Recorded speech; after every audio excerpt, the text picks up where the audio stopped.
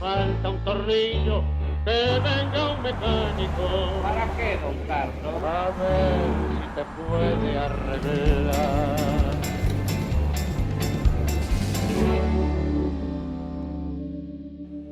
Hola, buenas noches, bienvenidos al Tornillo, aquí en el canal de la ciudad. Luisito, ¿cómo andamos? Muy bien, pero muy bien. Estamos en las horas finales, antes de la asunción presidencial, y hay claramente un proceso de la construcción del equipo del presidente. Vos lo viviste en carne propia en un par de oportunidades, yo lo veo a la distancia, lo estudié. Tenés suerte, no tenés cosas clavadas de la espalda y más abajo todavía, pero bueno. Pero no me falta la experiencia práctica. ¿Cuáles son los criterios con los cuales se toman decisiones fundamentales? ¿Quiénes van a ser los laderos de un equipo que el presidente tiene obviamente derecho a armar, pero siempre hay presiones, hay llamados, hay alguno que te dice yo te apoyé en la campaña, te puse plata o te voy a dar tantos votos? ¿Cómo? Habría como dos estilos, ¿no? Uno en donde más o menos ya se sabe, y eso es porque ya está negociado dentro de los partidos tradicionales, y especialmente cuando había bipartidismo, ¿no es cierto? Ya estaban los técnicos, estaban las fundaciones, Claro. había empresarios que ponían plata para fundaciones. Todo eso hoy, de alguna manera, se evaporó. ¿Se va por ahí? ¿Cierto? Sí, hoy, más que tener equipos, tenés gente que formó parte de equipos. ¿No es cierto? Ya no está, por ejemplo, la Fundación FADE que tenía José Luis Machinea, ¿no es cierto? Bueno, la Mediterránea como tal, paga un externo, ¿no es cierto? Creo que le canceló el contrato, bueno, a Melconian. Claro. Pero eso de tener esa propia fundación, ¿no es cierto? Bueno, por ejemplo, Fiel, ¿no? Esas grandes fundaciones o think tank dedicadas a la economía, yo creo que ese lugar hoy lo van a tener que ocupar necesariamente las universidades. Va a tener un departamento de economía política, ¿no es cierto? Porque falta eso. Entonces lo que se da, y máxime cuando son estas fuerzas unipersonales que estamos asistiendo en su emergencia, ¿no es cierto? Gente que no puede bancarse meses antes, ¿no es cierto?, la configuración de equipos. Por falta de recursos, por falta de Por falta de interés. todo, inclusive porque no le conviene demasiado señalar a alguien, porque si vos señalás a alguien, ¿no es cierto?, se enojan mucho los que quedan afuera.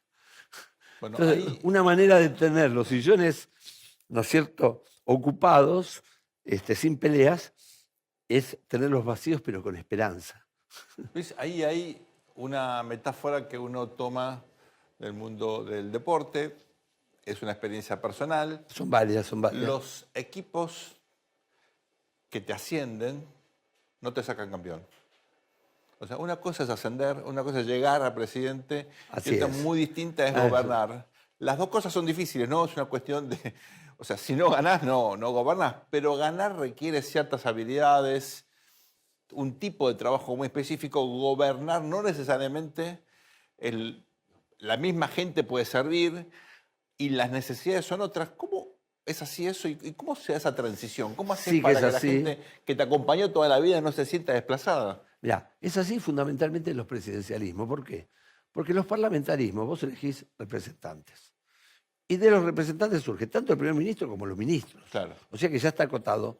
Y de alguna manera, la tranza, vamos a decir, la coalición, si ustedes quieren en términos politológicos, se va dando o ex ante, naturalmente, hay un acuerdo anterior, ¿no es cierto?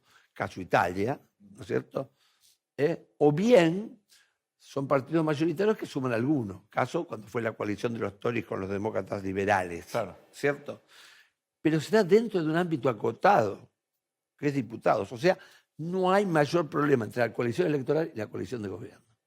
¿Y un régimen presidencialista? Y en el régimen presidencialista vos tenés que el presidente es el dueño del gabinete, porque son sus asistentes según la Constitución. El Son presidente de es él. el titular del Poder Ejecutivo, es una persona. Una persona. ¿No es cierto? Entonces, ahí inclusive tiene mandato fijo. Claro. ¿No? Y entonces ahí se da toda una serie de fenómenos. Muchas veces se utiliza el gabinete como forma de pagar a los miembros de la coalición. Lo hizo Brasil. Creó, ¿no es cierto?, 20 y pico de ministerios Lula, le dio a cada uno uno. Lo hizo Macri, pero no para repartir, sino para difuminar el poder de los ministros frente a un presidente que de alguna manera era un presidente nuevo, ¿no es cierto? Y no se sentía con esas capacidades histriónicas y de política que hoy las tiene, ¿no?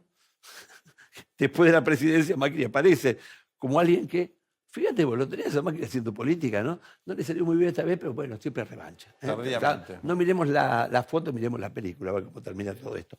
Pero digo, entonces, en el caso de Milei, me parece que todo eso se exacerba, ¿no es cierto? Porque es todo mucho más, no te diría improvisado, ¿no es cierto? Pero sí sobre la hora, ¿no? Él se extrema una ideología, ahora tiene que gobernar. Claro. Tiene que llamar a gente. Mucha gente no lo conoce él, ¿no es Ahora, cierto? hemos visto, Luisito, idas y vueltas, fulano que va a tal lado, mengano que va a tal otro, después resulta que no. El equipo que tiene que jugar, no el que ganó, como decimos. Bueno, pero esto es común, esto forma parte de esta suerte de experiencia todavía embrionaria, gelatinosa, que no terminó de cuajar. Es una característica de un presidente que va y viene en la decisión. Te digo mi perjuicio. Sí, por Si favor. es simplemente parte de este aprendizaje, no hay problema. Ahora, si es un presidente que toma una decisión, después la piensa, dice, no, mejor no, pongamos a Sultano. Si no le das seguridad a la gente que tienes alrededor, ¿cómo vas a lograr que funcione el equipo? Sí, si es un tipo que le gusta, digamos, usar mucho de la caja y mucho de la marcha atrás, Bueno. vamos a tener problemas. Te diría, por ahora es algo natural. Se ha visto en otros regímenes así, unipersonales que surgieron y de repente se encontraron en la Casa Rosada, ¿cierto? Dice, ¿qué es esto? Es la Casa Rosada, viejo. Uy, vamos al balcón a ver cómo se ve. Entonces digo, eso sí es natural, e inclusive que los nombramientos tanto generan apoyos como fundamentalmente generan reacciones internas, operaciones varias, ¿no es cierto? Porque los que se quedan afuera, y viste que hay un sentimiento universal que se llama resentimiento. Yo tengo otra pregunta, Luisito. Un gran amigo, una persona que yo admiré mucho, Enrique Olivera, me enseñó una vez que hay dos momentos Qué caballero. difíciles en la política. Dice, la política siempre es complicada, pero hay dos momentos que son aún más complicados que el promedio. Cuando se cierran las listas antes de una elección Sí. y cuando se forma el gabinete cuando se gana una elección. ¿Es así? Sí, sí. Me dice, espera lo peor, Sí. zancadillas, traiciones, promesas incumplidas. Sí, porque mientras haya una esperanza, vos podés inclusive, digamos, asistir a cenas y te invitan y te pagan. Pero cuando se cerró el gabinete y vos quedaste afuera, ¿no es cierto? La mirás contra el vidrio. Pero el momento más importante, Sergio, ¿sabes cuál es en política? Me lo decía Antonio Trócoli. Es cuando uno se va. Dice, porque todo el mundo lo va a estar mirando. O sea, usted lo que hace, deja las lapiceras y si se le perdió alguna, la virome, la repone. ¿Eh? Me deja el papel higiénico enrolladito. ¿Eh? Todo perfecto en la oficina. Un gran ex ministro de Interior. Y se me va por la puerta más grande con la cabeza alta, así después me entra por la ventana más alta. Grande. Un gran político, recordemos el primer ministro de Interior del doctor Alfonsín, entre el Que los jóvenes en 83 ese y el momento hasta... 86, ¿no es cierto? ¿no? Sí. Bueno, No lo era querían- un viejo, no lo decíamos. querían tanto, Después pero- lo hemos revalorado muchísimo, muchísimo. Luis, arma el presidente su equipo, quedan todavía algunas funciones importantes por definir. ¿Qué pasa con los que se quedan enojados? Con los que se sienten traicionados. Bueno, ahí el presidente tiene que tener la capacidad de decirle, esta gente es la infantería de desembarco, van a quedar todos en Playo Maja, ¿no? Que es el día de... Esta es la primera línea. Y que tiene algo de razón esto, ¿no es cierto? Porque los que desembarcan, más siendo nobles en esto, ¿no? Porque uno mira y no hay muchos políticos, no hay muchos tipos que conozcan de memoria la legal y técnica, ¿no es cierto? Que sepa que tiene que entregar por acá el expediente y no por allá, ¿no es cierto? Que no piense que todos los que están en una oficina estén trabajando, ¿no? Digo, no hay de esas personas, ¿no es cierto? Le van a pedir el currículum a todos, lo van a leer, se van a cansar, después se van a dar cuenta que no eran los currículos de ellos. Bueno, todo lo que pasa ante la gente que de entrada y con esa ilusión enorme llega al aparato estatal que no era el que era antes. ¿Eh? Eso le pasó a Macri, le pasó a Macri. Claro. Que es el último estado, fue el estado que tuvo de la Rúa, pero era como el Titanic, ¿vieron? Que estaba con todas las luces encendidas, inclusive cuando se hundió, seguían las luces encendidas y tocando la orquesta, pero estaba hundido, ¿no? Esto es otra cosa, esto navega, más que navegar, está encallado, pero no tiene ni timón ni motor. Lo que está sugiriendo Luis es que este es una repartija de poder y de cargos, va a haber otras. En 4 años de gobierno hay necesidad de que haya renovación, que haya, bueno, alguno que se cansa, otro que por ahí mete la pata y hay que sacarlo. Y que en la medida en que haya perspectiva, una expectativa que por ahí te puede tocar, la gente dice, bueno, no me toca esta, pero la otra, Así es. por ahí sí. Así es. Fíjate que es un gobierno que enfrenta muchas transiciones, ¿no?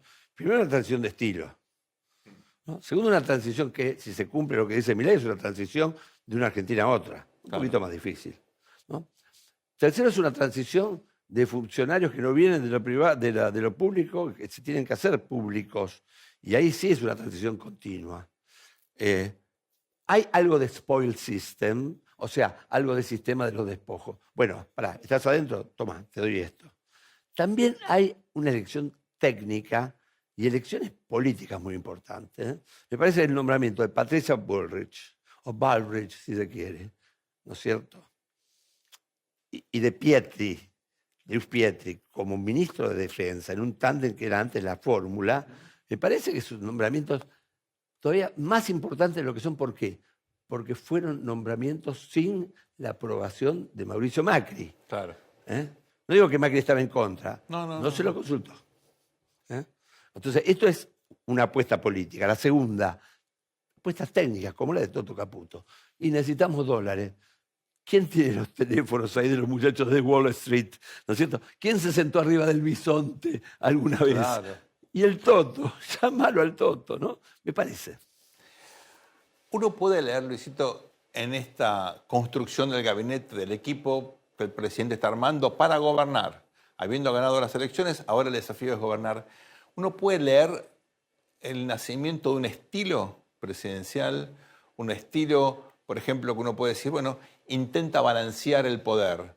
En los cordobeses, por un lado, algunas figuras, bueno, la fórmula de Juntos por el Cambio por el otro, señales al peronismo del interior, la exsecretaria, o la actual todavía secretaria de Energía, que tal vez se convierta en la secretaria de Minería, una persona de Salta, una Así señal a los gobernadores del norte. ¿Estoy leyendo demasiado, estoy forzando, o hay un intento de ir balanceando los distintos factores, o algunos de los factores de poder predominante? Mira, si vos lo comparás con el gobierno de Macri, que fue un gobierno de Mauricio Macri. Claro. Él nombró los que quiso, él, digamos, yo lo llamaba presidencialismo segmentado. Uno dice, los gobiernos tienen que ser unidos. No, él los segmentó, los separó. Los unían dos funcionarios, ¿no es cierto? Muy importantes, bueno, uno de ellos eran amigos, Lopetegui, ¿no es cierto? Trataban de unir eso, armar una línea de montaje. El problema es que en un gobierno, ¿viste? Los ministerios participan de la línea de montaje. Los dos jefes de gabinete, ¿se acuerdan? Mario Quintana, Gustavo Lopetegui, que armaban una lógica del presidente Macri de racionalidad, dentro de un gabinete muy, muy grande, ¿no? Claro, de una racionalidad fordista, diríamos, como si fuera una línea de montaje. El problema es que yo soy el ministro Luisito Tonelli. Entonces agarro un tornillo y digo, este es el tornillo que va. Y después agarra el ministro Sergito Berete y dice, eso no es tornillo, es un bulón y no va. ¿Y quién tiene razón si los dos somos ministros? El tornillo siempre tiene razón. El tornillo se arma en el consenso de nosotros dos y de los que vienen fundamentalmente y aprendemos. Así que bueno, me parece que este es un gobierno de conciliación. Yo te diría un gobierno de consenso. Ahora es paradójico, ¿no es cierto? Porque este señor ganó diciendo, como decía Thatcher, ¿no? I am a conviction politician. Yo soy una política de convicciones, en este caso un político de convicciones, y no un consensus politician. Ahora, entonces, hasta uno puede dividir trabajo. Él va a ser un político de convicciones y va a tener dos instancias de consenso. El ministerio, o sea, el gabinete con los ministerios, la relación con los gobernadores y el Congreso, que es donde finalmente no es la escribanía del presidente, es la escribanía de todos los que tienen poder en la Argentina. La última, Luisito. Fácil, porque ya... Año 88, septiembre-octubre, me diste a leer un texto de Allen Liebhardt. Así es. Que se llamaba La democracia consociacional. Consociacional o consociativa. O consociativa. Si vos querés. ¿Es esto negro y rojo el libro. Negro y rojo, un librazo. Librazo. Donde Liebhardt, que era un politólogo de los Países Bajos explicaba cómo fue posible construir un orden democrático luego de prácticamente una guerra Totalmente. civil por cuestiones étnicas. Sí, en un país pequeñísimo y en donde que se hablaba hasta diferente, ¿no es cierto? Con diferentes idiomas. Y ahora hasta se arma un gran premio de Fórmula 1 ahí, ¿no? Bueno, Digo, ¿es posible ese modelo para de alguna manera tratar de conceptualizar este momento de construcción democrática y de consensos en Argentina? mirá, en Argentina, aunque parezca mentira, hay un gran consenso. Y el consenso es dejar las cosas como están y seguir agarrándolas, ¿no? Eso hasta ahora fue lo que predominó. Predominó. Después todos puteamos contra ese consenso, pero finalmente, ¿no es cierto? Nadie se opone realmente porque dice, ¿quién va a creer que yo voy a decir que no? Voy a seguir agarrándola. Lo que se llama dilema prisionero en el personal, para Claro. los politólogos que no ven. Ahora digo, si esto comienza con ciertas políticas concretas, ¿no es cierto?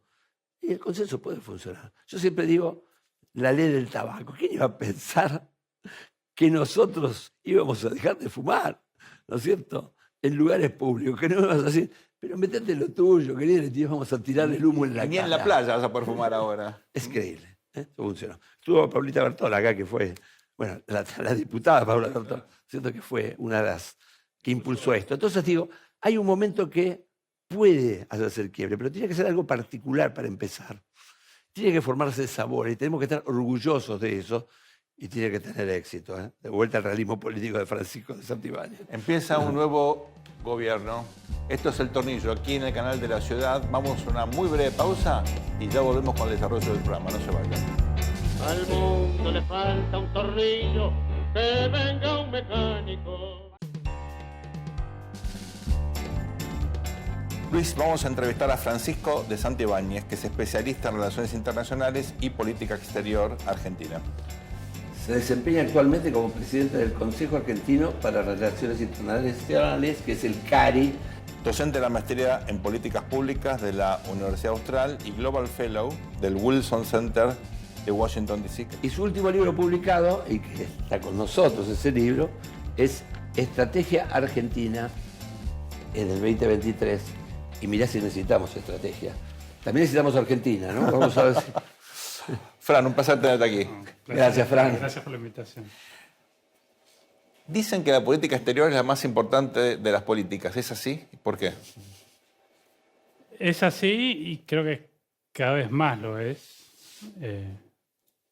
Por las razones obvias, en primer lugar, vivimos en un mundo interconectado, somos un país de peso medio, que nos afectan mucho los flujos comerciales, las decisiones que toman los grandes países influyen directamente en nuestro bienestar, eventualmente en nuestra seguridad.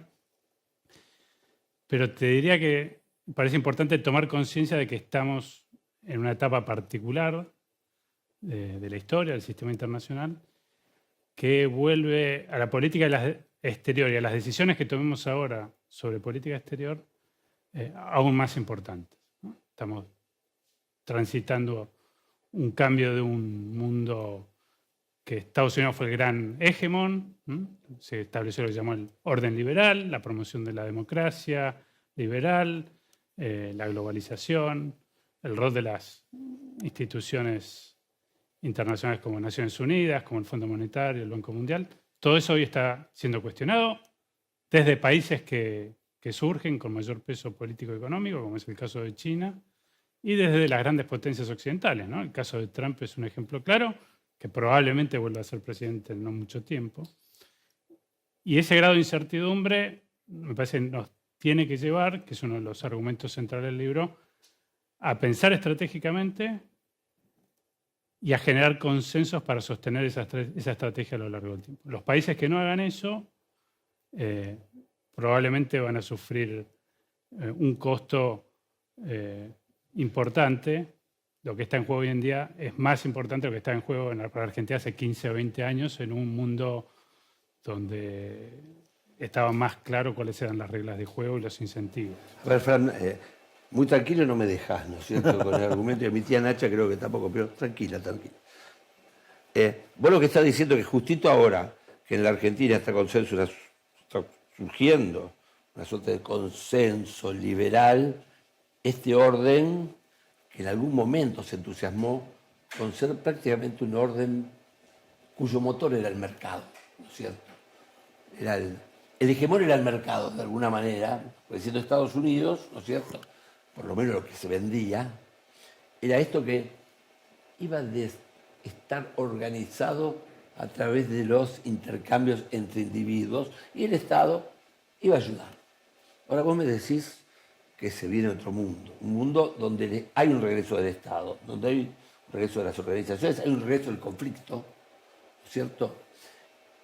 Y que es crucial, como siempre, para la Argentina leer el mundo, porque cuando lo leímos bien, anduvimos bien.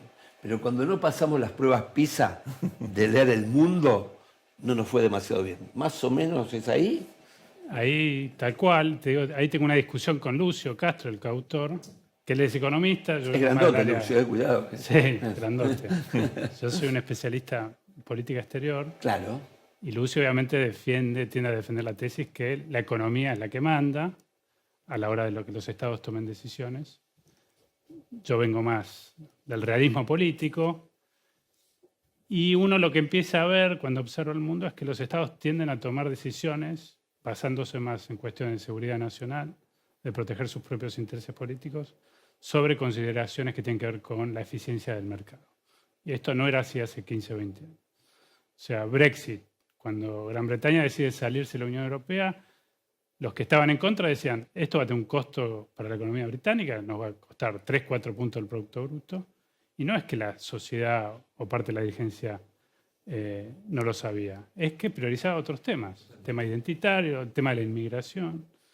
En el momento que Rusia decide invadir Ucrania, sabe que tiene un costo económico por las sanciones, y Ucrania sabe que tiene un costo defenderse de la invasión rusa en términos de vida, económicos, etc. Y sin embargo, toman una decisión, que es la común en el mundo de hoy en día. Francia, Japón toman decisiones de, somos países capitalistas, estamos a favor del libre comercio, pero cuando hay cierta importación de productos que tienen que ver con la salud, con la cuestión militar, hoy en día tenemos que poner restricciones que antes no estaban dispuestos a ponerla. Y eso empieza a cambiar la cadena global de valores. O sea, hoy la globalización no desapareció. Lo que se observa desde el 2008 es un estancamiento del intercambio de bienes, pero es una nueva globalización. Lo que hoy sucede es que tenés más intercambio de información, servicios. El comercio crece de nuevas formas. Pero si bien es cierto esto, los estados, como Trump es otro ejemplo, con medidas que Biden mantuvo, y ese parece ser un nuevo consenso en la política exterior americana, cuando hay cuestiones identitarias o de seguridad nacional, estas tienden a prevalecer sobre los argumentos que hacen a la eficiencia económica. Y ese sí es un cambio importante que tenemos que saber leer a la hora de negociar un acuerdo con la Unión Europea, por ejemplo. ¿Es posible o no es posible? ¿Cómo lo tenemos que encarar?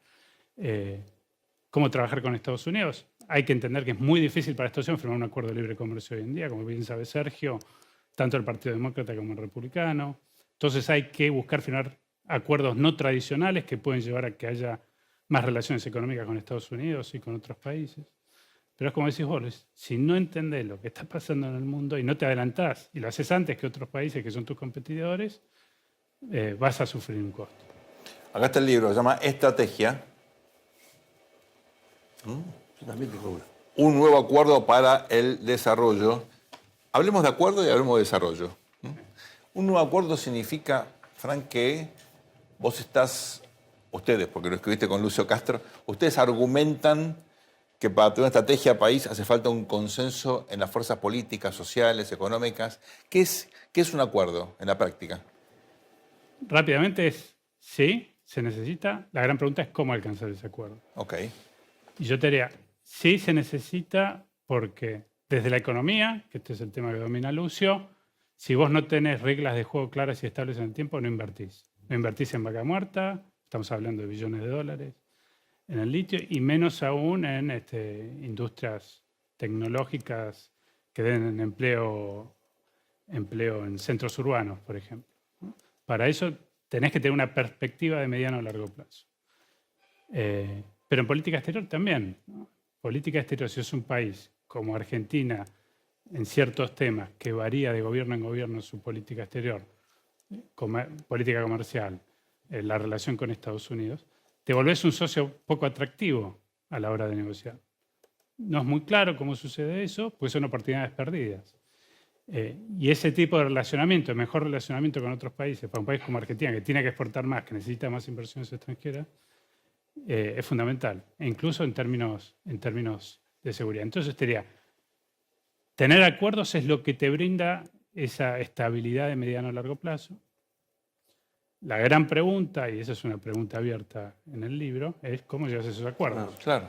Porque en el imaginario popular, el imaginario de la clase dirigente argentina, los acuerdos de la Moncloa, ¿no? Es lo que siempre se habla, que es básicamente los principales sectores de la élite se ponen de acuerdo sobre ciertos alineamientos básicos y eso nos trae la estabilidad de mediano y largo plazo. Pero hay otras formas de llegar a acuerdos. Está la posibilidad de que un sector tenga éxito con ciertas políticas, con la posición de otros sectores políticos, y después esos sectores se dan cuenta que esas políticas son exitosas y se suman. Como Menem en su momento, por ejemplo, digo. Y Estados Unidos, Sí. tenés un montón de ejemplos. Sí, pongamos uno más Roosevelt vernáculo con acá, ¿no? Porque- Ahora, Eisenhower, ponele. Desde la Sí. política doméstica. Ahí hay una tensión, corrígeme, Luisito, entre la competencia democrática y la estabilidad de estos acuerdos, porque pueden surgir partidos, grupos, etcétera, que cuestionen esos acuerdos.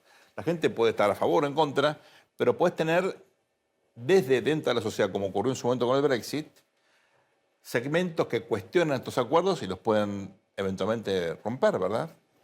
Y acá para mí la clave, que esto lo he tratado en otros libros, pero me parece central a la hora de explicar la decadencia argentina y las oportunidades a futuro, es la dirigencia, ¿no?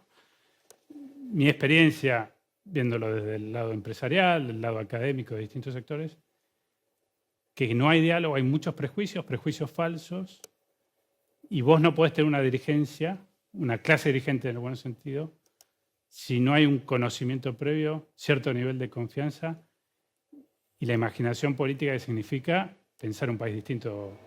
A ver, déjame al que resaltar tenemos. esto. A ver. Porque estamos hablando con Francisco de Santibáñez, ¿no es cierto? Alguien que conoce muy bien todo ese sector. Por lo menos mucho mejor que lo conozco yo, que vengo más bien de la universidad y de la política. Y lo que ha dicho es algo muy importante, que es una clase dirigente que es un oxímoron, porque está fragmentada de alguna manera y no puede dirigir, que muchas veces está, como lo hemos vivido nosotros en el Estado, ¿no? Más bien, antes que levantarse temprano, maneja el WhatsApp al mediodía, ¿no es cierto? Es más una clase de, no voy a decir saqueo, porque últimamente no estoy de izquierda, hace como 10 minutos que no soy. Soy de una clase de influencia, ¿no es cierto? Que apuesta, pero apuesta individualmente, que de corto plazo, y que no dice que no. Cuando las clases dirigentes sociales son las que dicen que no, los políticos están entrenados para decir que sí, besar bebés, inclusive cuando se han hecho popó, ¿no es cierto? Esa es la política, pero tiene que haber un rumbo. Y ese rumbo muchas veces la clase dirigente te juega un poquito, te diría tácticamente. Reconfigurar esto, lo ha hecho el país. El país ha creado una clase dirigente. En la época de Roca la creó, ¿no es cierto? Me parece que es crucial, porque si no tenés ese contralor de la sociedad civil, más allá de las simpáticas ONG que después vamos todos a brindar y bailamos, algunos, ¿no? Los que saben, me parece que esa clase dirigente es fundamental. Pero vos te metés en un tema también que es intermedio entre el liberalismo, si querés, y este mundo dirigista, que es el renacer del conservadurismo. ¿Vos ves a Milei un presidente que puede encaminarse hacia esas ilusiones libertarias o que me parece que inclusive por el electorado va más por la senda de un conservadurismo popular? Yo creo que es interesante, un líder sufre muchas presiones, digamos, desde los propios y también desde el exterior, ¿no? Yo creo que Milei es parte también de una generación de líderes internacionales con las que todos hemos tenido muy buena relación, Bolsonaro, Trump y tantos otros, que son, lo que decís vos, son conservadores populares, claramente. Bueno, que decís siguen vos, yo te leía a vos. siguen la tradición conservadora, pero con la particularidad que esta generación son anti-elites, ¿no? Son populistas, culpan a las elites de los fracasos de sus países, lo cual es algo nuevo porque históricamente los conservadores tendían a ser de la élite, a promover la élite. Yo creo que Milei tiene una particularidad, es un libertario, ¿no? Es distinto a estos otros referentes de la derecha global. Sí, que venían más bien de corporaciones. Y eso ¿La militar o la genera militar? incertidumbre, tiene ciertos aspectos del pensamiento Milei que son genuinos, que los acercaría más a los conservadores, tema del aborto, tema de seguridad. Y el electorado, ¿no es cierto? Tercer cordón, el sur Sí. de la ciudad de Buenos Aires, el interior del país, ¿no es cierto? Bueno, en Capital ganó el PRO, no hizo una gran elección Milei, ¿no? No, ganó en Villa Soldati, Milei. Es un voto Tory, Un casi. voto Tory. O sea, si el peronismo había hecho el milagro de juntar los Labour y los Tory, hoy los Tory están caminando un poquito hacia ese lado. Vamos a ver qué sucede, si se quedan o solamente es una paradita. Eso es interesante, porque el voto de Milei es transversal en lo social, digamos, pero tiene una particularidad que no tienen los otros líderes de la derecha emergente a nivel global, es el voto joven. Claro. Que eso es muy impresionante Claro. y lo ha mantenido.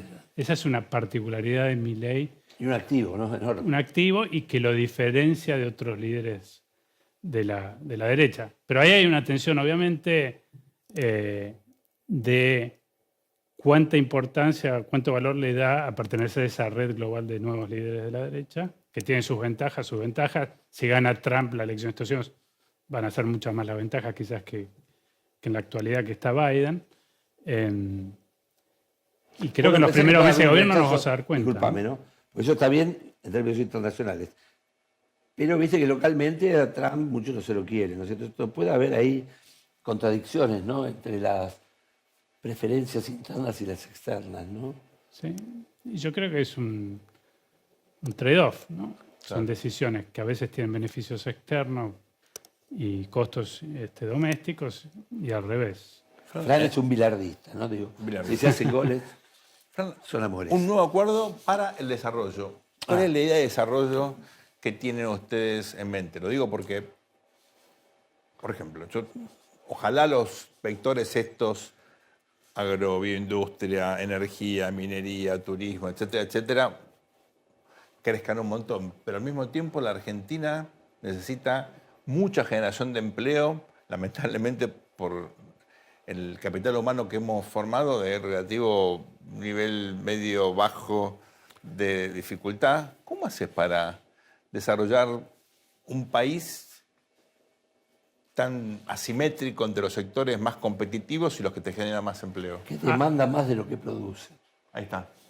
Yo te diría que esa es más mi beta liberal en la economía. Yo creo que el Estado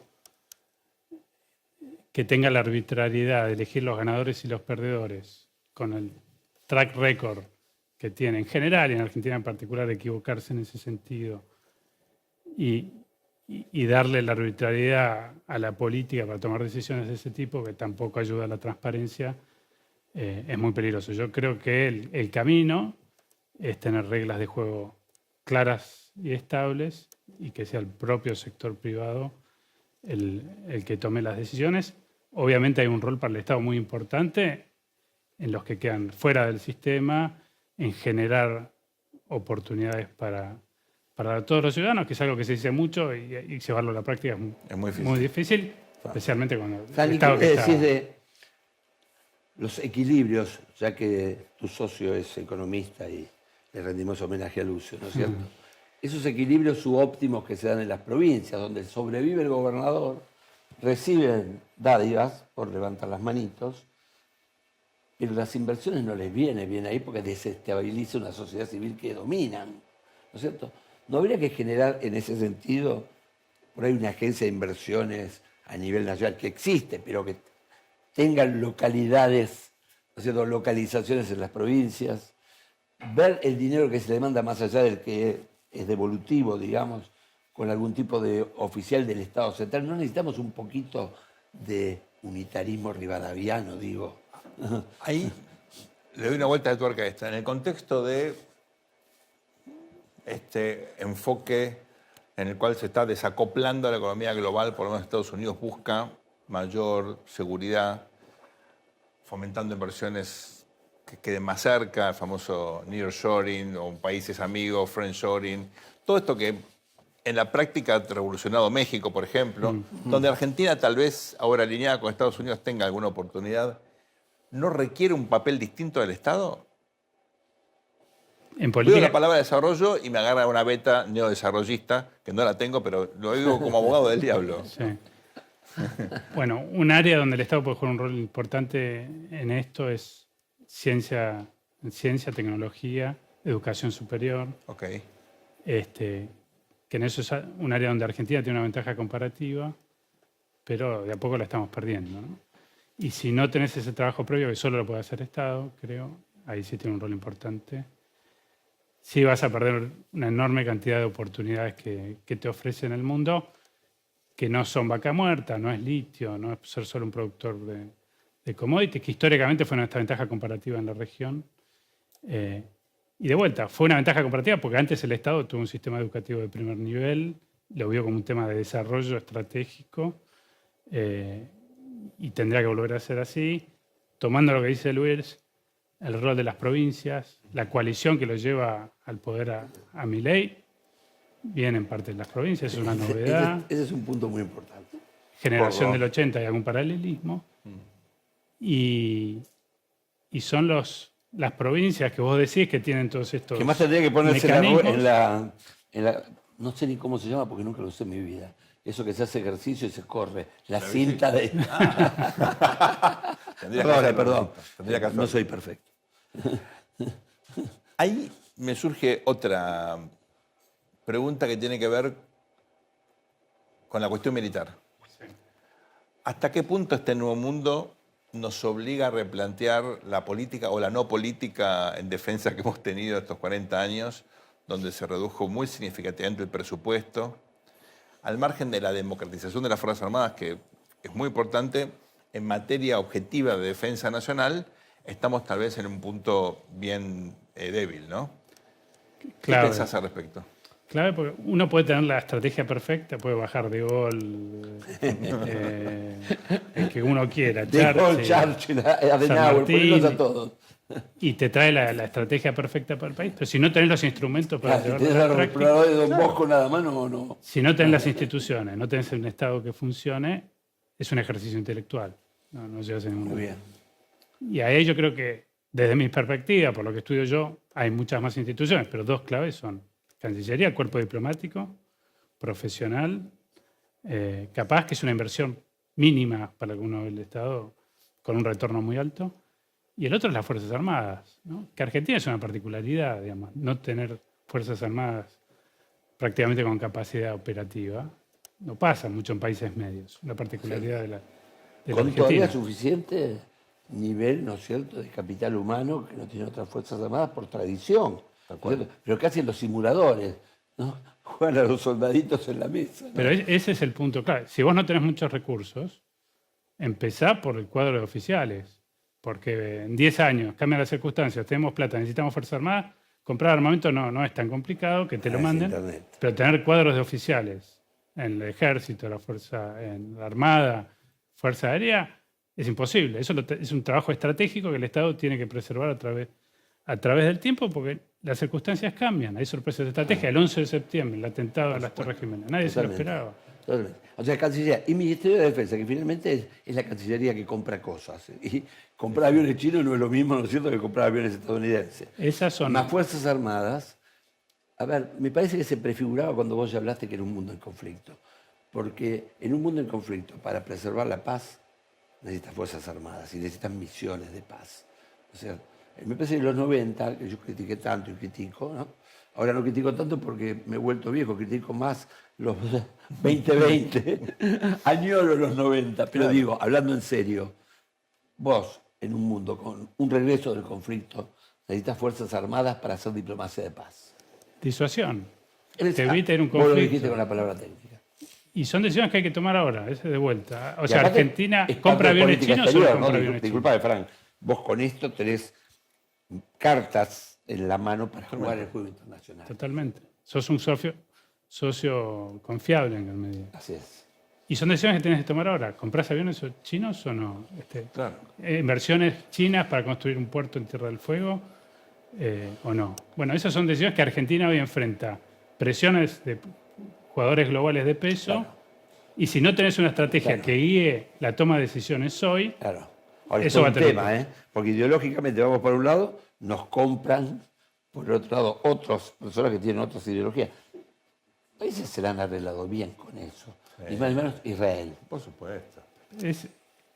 que es interesante lo que está pasando, al menos desde el CAR y la perspectiva que uno tiene viendo visitantes, viajando. Hasta hace poco la impresión que daba es que estás en un sistema internacional que tienes dos grandes poderes y vas a tener que elegir eventualmente entre Estados Unidos y China. Para nada. Ahora los países de peso medio se están dando cuenta, en parte porque el nivel de tensión bajó, porque el crecimiento de China no va a ser tan grande como se pensaba, que los países tienen mayor margen de maniobra para dialogar entre ellos, aprender las experiencias. O sea, Rusia-Ucrania también nos deja una lección. Ahí es algo que puede hacer de alguna manera aislado, pero sin embargo, entonces convoca a los países de nivel medio, ya que las grandes potencias no pueden usar sus confites, porque la disociación es total, ¿no es cierto? Hasta ahora hemos entrevistado a Francisco de Santibáñez, que junto con Lucio Castro escribió este libro, Estrategia, un nuevo acuerdo para el desarrollo. Pero Fran tiene otros sombreros y te queremos aprovechar en tu rol como presidente del CARI. Nosotros conocemos que es el CARI, seguramente parte de la audiencia también, pero para mi mamá que está mirando, ¿qué es el CARI, para qué sirve y cuál es tu función, la función del CARI en el debate público argentino? Como en muchos otros países del mundo, Argentina tiene un think tank de política exterior, una fundación de estudio de política exterior. En el caso de Argentina, ese es el CARI, que es una fundación independiente del gobierno, pero que a través de la historia en distintos momentos ha sido ayudado a la diplomacia argentina en distintos momentos. Yo diría que tiene tres grandes funciones. Se produce conocimiento en el CARI, tenemos más de 20 comités que estudian países, regiones, temáticas, energía nuclear, tenemos un Instituto de Derecho Internacional, se organizan seminarios, publicaciones. Pero como les decía antes, también el CARI ayudó y mucho el restablecimiento de las relaciones con Brasil a principios de los 80. Alfonsín le pidió a Muñiz, el fundador del CARI, que colabore con el acercamiento con la clase dirigente chilena en la transición. Después de la Guerra de Malvinas tuvimos 9 conferencias con el think tank británico de Chatham House para mejorar las relaciones antes que los estados lo pudiesen hacer. Es un mecanismo transparente de diplomacia paralela. No es clandestino. El otro día estaba viendo un documental en Netflix sobre los acuerdos de Oslo. Y los acuerdos de Oslo, acercar a las partes, se hizo a través de un think tank porque el gobierno noruego no lo podía hacer abiertamente en un... Entonces, muchas veces estas instituciones juegan ese rol. Y en tercer lugar, y creo que en esta etapa es particularmente importante, el CARI también busca ser un lugar de encuentro de la dirigencia para construir confianza, formar cuadros y establecer, en la medida de lo posible, ciertos acuerdos sobre una política exterior que la oposición, el oficialismo, el empresariado, el sindicalismo también comparten y forman parte de la discusión que lleva a generar esos consensos. Y volviendo al inicio de la conversación, si no tenés ese acuerdo, no tenés ese diálogo, las probabilidades de que tengas éxito en este nuevo sistema internacional son pocas. Claro. Además está decir que el think tank CARI es quizás el más reconocido internacionalmente de los think tank argentinos, ¿no? Y que vos sos el presidente más joven, a no ser que los otros se maquillaran de viejo que yo conocí, ¿no? Son el más joven, sí. Fran, ¿cuál es el rol Clandestinos. justamente de estas organizaciones de la sociedad civil frente a un Estado que, bueno, tiene dificultades para cumplir muchas veces, para proveer los bienes públicos esenciales, ¿no? ¿Cuál es la contribución, vos como presidente, como parte del liderazgo de las ONGs? ¿Cómo definís esa función en un contexto tan complejo como el actual? Por muchos motivos, y yo creo que son entendibles. La dirigencia, tantos años de crisis, se ha tenido que concentrar en resolver los problemas de corto plazo, de la coyuntura. Creo que desde la sociedad civil, que tenemos otros tiempos, tenemos otra visión, podemos colaborar indirectamente al Estado, pero a la sociedad en general, a tener esta visión de mediano y largo plazo, ¿no? Y como decía Luis, también formar cuadros. En Estados Unidos, como conoces bien, juegan un rol fundamental los think tanks, pero en los países emergentes, lo que te decía antes, India tiene su CARI, claro. China tiene varios CARIs, y son instrumentos de política exterior. Brasil. Brasil, la Getúlio Vargas, Claro, la Ni Sebre, hablar. son instrumentos para, como dice un miembro histórico del CARI, Jorge Hugo Herrera Vegas, zona desmilitarizada, ¿no? Todos se pueden sentir cómodos Eran embajadores. viniendo al CARI, hablar, llegar a acuerdos, sin la presión de la coyuntura, sin la presión de quizás definir temas de economía a corto plazo, que son juegos de suma cero. En política exterior generalmente no es el caso. Es un buen tema para empezar a generar acuerdos en la política exterior, como el CARI de hecho lo ha hecho en distintos momentos. Hace un mes atrás tuvimos un debate entre los 3 posibles cancilleres del peronismo, de Juntos por el Cambio y de La Libertad Avanza. En el pasado hemos tenido documentos de consenso entre los distintos partidos sobre política exterior.